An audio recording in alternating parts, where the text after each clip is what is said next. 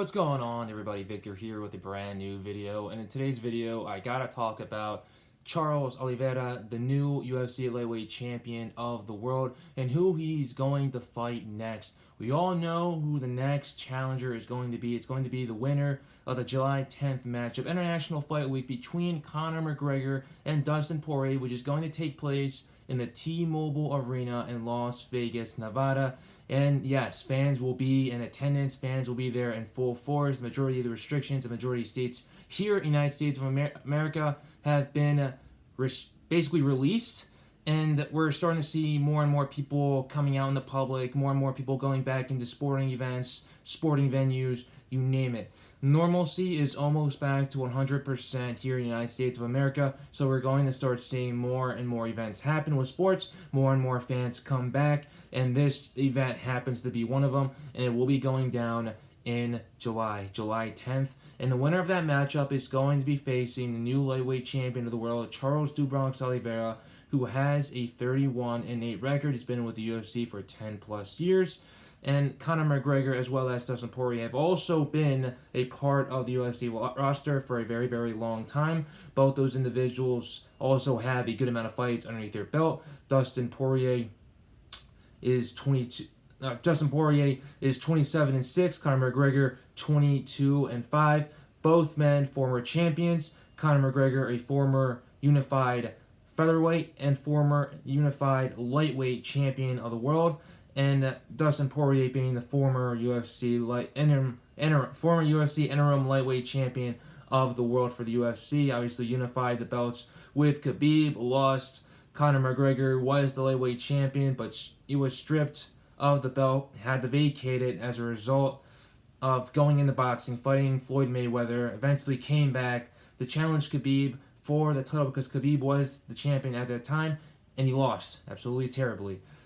Dustin, when he fought Khabib, he lost absolutely terribly. Even though he had some chances in that fight to beat Khabib, he had him in a guillotine, and he wasn't able to make Khabib tap. That was his best chance of winning, and eventually he was submitted via rear naked choke. Conor McGregor was also submitted via rear naked choke, or you can call it a neck crank because Khabib's forearm was not under the chin of Conor McGregor at that time.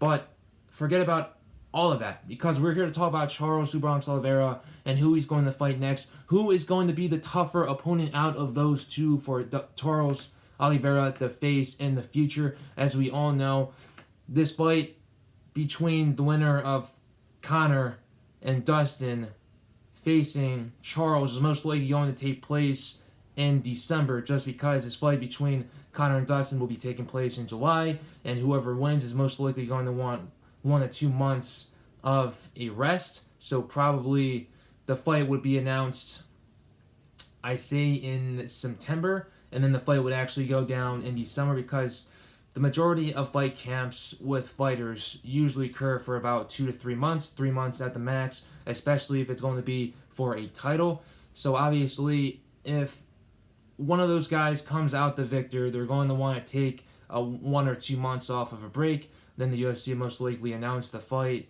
in September, for the fight actually being in November or December. So it's definitely very, very exciting news. And let's just get into this. Who is going to be the tougher opponent for Charles Oliveira if they do get their hands raised on July 10th and during International Fight Week? And International Fight Week is one of the biggest weeks in all the mixed martial arts. We weren't able to have it in the year 2020.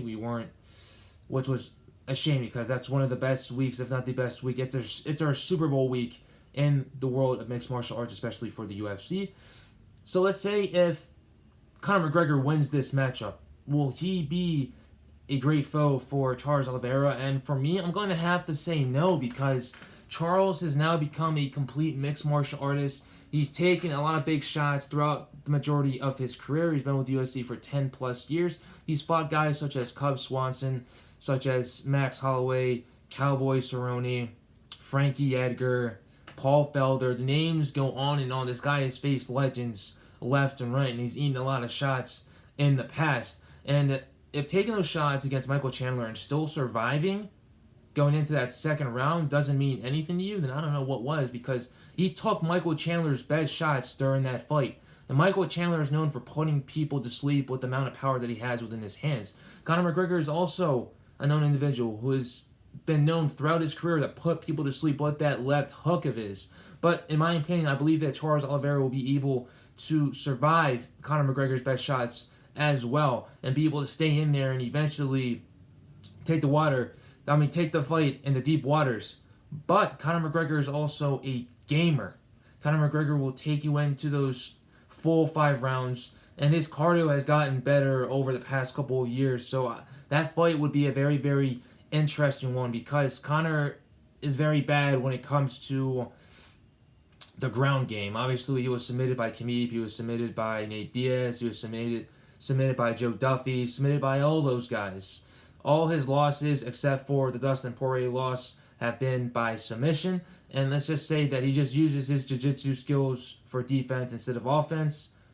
Oliveira uses it for both defense and offense. So if Charles Oliveira can get Conor McGregor to the floor, then it's basically game over. Will Conor McGregor survive on the ground for a couple minutes? I believe so, but Charles would be able to submit Conor McGregor. But Conor McGregor's got some very well-known, some of the best takedown defense in the UFC lightweight division. There's a lot of guys who have tried to take him down in the past. Obviously, Dustin took him down, Khabib took him down, but that's nothing to be ashamed of. But lots of guys have tried to take him down in the past, and he's got some really, really good takedown defense. It takes basically former Division I wrestlers or some very well-known wrestlers to take him down.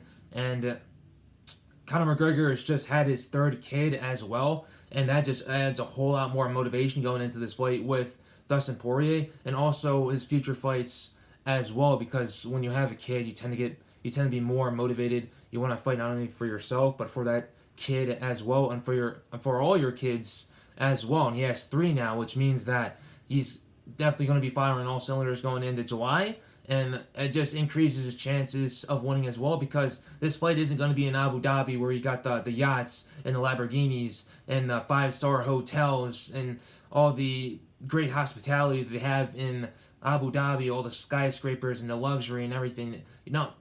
You got some of that in Vegas, but majority of the fighters, they go into Vegas, they handle their business, and they leave. Vegas is the fight capital of the world for a reason, because whenever fighters fight in Las Vegas, they tend to give it their all. They tend to give it their best performance as much as possible. And Conor's had a lot of great performances in Las Vegas, so I believe this fight with Dustin Poirier is going to be a great one. And if he does come out and face Charles Oliveira, and they do decide to have that fight inside of Las Vegas, Nevada, then it's going to be a tough fight for Charles Oliveira.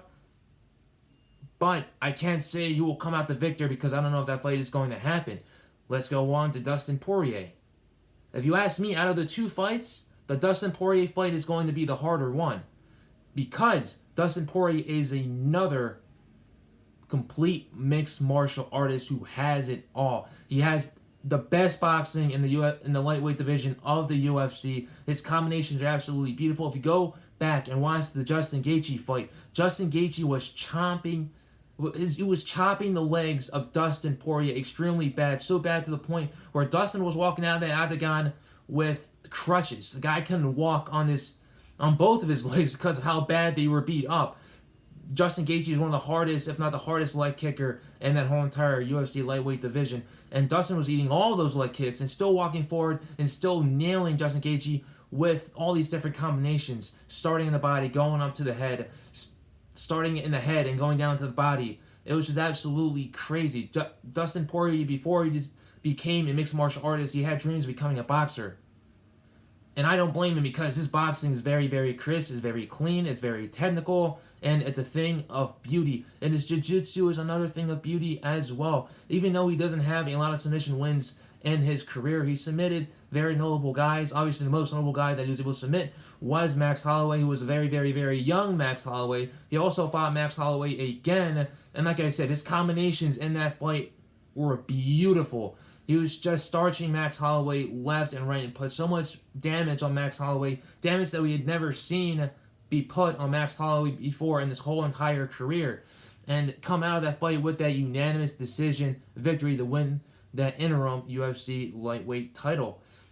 And like I said, his jiu-jitsu is great, his boxing is great, and his fight IQ is through the roof. There's a reason why Dustin Poirier has been with the UFC ever since he was the age of, I believe it was 20 or 21. Just like Charles Oliveira, obviously he has a 27-6 record, and he started his career in featherweight, just like Charles Oliveira did, just like Conor McGregor did as well. Those are three things that both the three of these guys have in common, as well as being champions and former champions as well. But Dustin Poirier, he has great cardio. When he takes you into the deep waters, he tends to take you down there deeper and deeper and deeper until he can get that finish. When he was fighting Eddie Alvarez, he was taking some damage, but he was hurting Eddie. Eddie was coming back, and this was during the first fight. And just Dustin, like I said, he was hurting him with the jab. Dustin Poirier's got a great jab. His combinations, like I said, his combinations are something like you've never seen before in the sport of mixed martial arts. And when he hits you with a good shot, people tend to go down, and then he'll just finish you off with some ground and pound. And he, like I said, his wrestling is also another factor that people don't really look into. He's got some good wrestling that leads off into the jiu-jitsu, and if he gets you into a position where he can submit you, he can definitely submit you. So I believe that his jiu-jitsu is not as good as Charles Oliveira's, but his jiu-jitsu will definitely help him a lot when it comes to the jiu-jitsu defense, defending against the submissions that Charles Oliveira will have. And I believe if this fight does go down, this fight will end, and this fight would end in a decision. It wouldn't end in a finish. I believe that these guys would have an all-out war. It will go down through the full 5 rounds, and I believe that both these guys would take an unbelievable amount of damage just because of how much of a war it will be. Just because I believe that their jiu-jitsu kind of negates each other a little bit, and both these guys like to strike and bang, and I believe it will be a striking, basically a striking clinic, and it will go down to the 5th round. And like I said, I can't say who's going to win that fight until the victor of Conor McGregor versus Dustin Poirier 3, the ending of this trilogy in Las Vegas, finally concludes on July 10th. So it's definitely going to be a great night of fights during that July 10th card, because the International Fight Week cards are always stacked to the absolute limit. Fans are going to be back. Fans are going to be back with their fighters, getting autographs, getting them either favorite fighters and everything like that, and getting that full UFC experience that they haven't had for about a year and a half now. So it's definitely going to be a lot of good things happening, and I can't wait to see who wins that fight between Dustin Poirier and Conor McGregor, the 3rd fight, and see how the victor does against Charles Oliveira. And like I said, I do believe this fight, I do believe that Charles Oliveira is going to defend his title in December or November, basically towards the end of this year, just because the winner of the July 10th fight between both Conor and Dustin are going to have to take about a month or 2 of a break before getting back into training, and the UFC will most likely announce that fight in September to happen in November or December, basically the end of 2021, the end of a year that has brought all sports back, brought all fans back, and has brought normality back. So I appreciate you guys for watching this video. Let me know, which fighter do you want to win during the International Fight Week? Do you guys want Conor to win? Do you guys want Dustin to win? Who do you think poses the greater threat to Charles Oliveira? And when do you think the fight's actually going to go down? Do you think it's going to go down in November, December, or maybe even earlier than that? Even though a little bit earlier than that is a little bit too early for me, but I think it's going to be great. And if Conor McGregor were to win, do you think that he would take the title shot, or do you think that he'd go for another money fight, such as the Nate Diaz trilogy, because he has another trilogy right there? Could he fight another individual or go up in weight to the welterweight division, because he's always looked good at welterweight, and he's always looked great at welterweight as well. Obviously, he fought Nate Diaz the first time at welterweight, he lost. Fought him the second time, basically won that by unanimous decision, and then fought Cowboy Donald Cerrone in his 3rd fight at welterweight and absolutely obliterated Cowboy, even though sometimes Donald Cerrone shows up, sometimes Cowboy shows up. It depends on who shows up. But Conor McGregor looks, like I said, he's looked good in welterweight in the past. Will he go up after that fight against Dustin Poirier? Will he take this title fight? He goes for the title fight if you ask me, but there's always a possibility because you never know with Conor. But I appreciate you guys for watching this video. You guys stay blessed. You guys enjoy the rest of your week and enjoy the fights tomorrow. It's going to be a good one. UFC Fight Night headlined by Rob Font versus Cody Garbrandt. Later, guys.